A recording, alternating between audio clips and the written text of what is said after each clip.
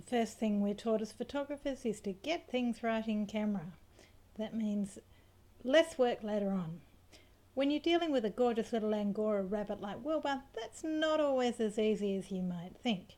He leaves a little hay lying around and sometimes there's a little bit of hair. So you get as much right as you can, but there's a bit of tidy up to do.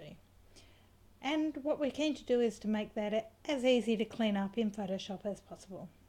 And to do it in a non-destructive way, which is what we're going to try to do today. So the first step I would take with our beautiful little rabbit here is I'll just highlight the areas that I'm concerned about. Obviously we've got this bit here, which we'll need to clean up. But if we zoom in,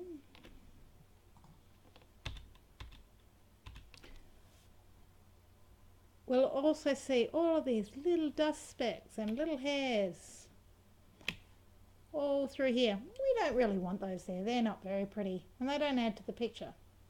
So the first thing we're going to do is to duplicate our layer. We can do this by dragging that layer down to a new layer, or you can do a Ctrl-J or right click and duplicate layer. The next thing we're going to do in this instance is, because we want this to be non-destructive, is we're going to convert it to a smart object. Smart object allows us to apply adjustable filters so we can come back and tweak those a bit later on, if we need to. Takes a little while to do that, but now it's done. So the next thing we're going to do is we're going to go up to filter, and we're interested in the noise filter, and we're looking at dust and scratches.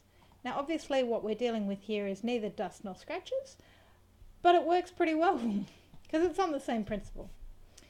So what we're going to do is, we're going to default, you'd take both of those back to 0.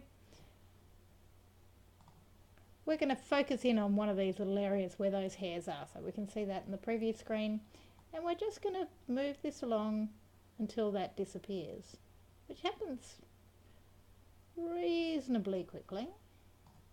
You want these to be as low as possible. So that's probably about there, and we can just tweak that threshold a little bit as well. If you're looking at the larger picture, you'll see that that's happening globally. It's not just affecting our little section there, which is important to note. But that looks pretty good, so we'll say OK. But what we'll see is that all of the detail that we want here has now gone away. So if we toggle that off, see we've lost all the sharpness through here. So that's not really what we want. What we want to do is apply that specifically. So we'll change the blend mode of this layer to be darken. In this instance we're using darken because we've got white hairs on a dark background.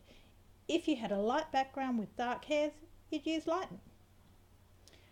And then what we're going to do is change the mask that's applied to the filter, and we're going to change that. We're going to invert it. So that's a Control-I to change that so that everything's hidden by default. Then what we can do is we select a nice brush. We're using white for this, so we're going to paint things into that mask. Make it nice and big just to make it easy for us. And we're just going to paint over these areas here where we know that little fluffy stuff is and we don't want it.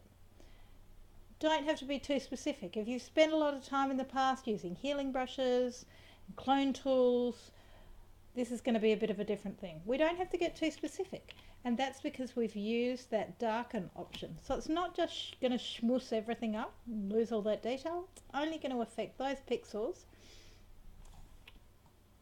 which are light. So we're getting rid of all of those little bits of dust. Be a bit more careful up here because we don't want to go onto his actual fur.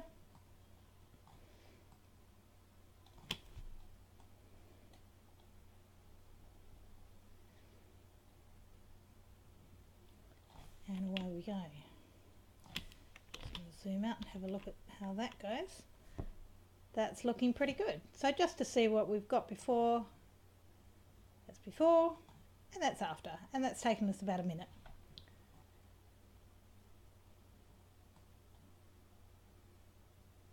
We actually apply it down here, I suspect it's not going to give us anything.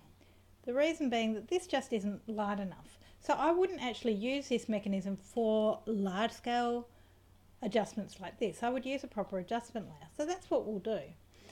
So we'll create our normal adjustment layer. We'll use our spot healing brush, dark that up a little bit, and we'll just go over that bit of hay there.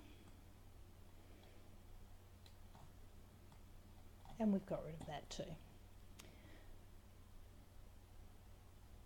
Then once you've done those things, you can go ahead and create your curves adjustment layer, do other things globally to that image. I'm not convinced yet whether I would actually do this particular method at the beginning of my process or at the end. You could actually at the end of your edit do a Control-Shift-Alt-E, create that stamp layer and apply this same filter at that end. I might end up doing it both ends because you don't know which things are actually going to get picked up by this and which you actually need to do in its own layer. But it's a quick and easy fix. Certainly if you've got a lot of those dust and hairs things, I think that gives you a pretty reasonable image quite quickly. Be interested to know what you think.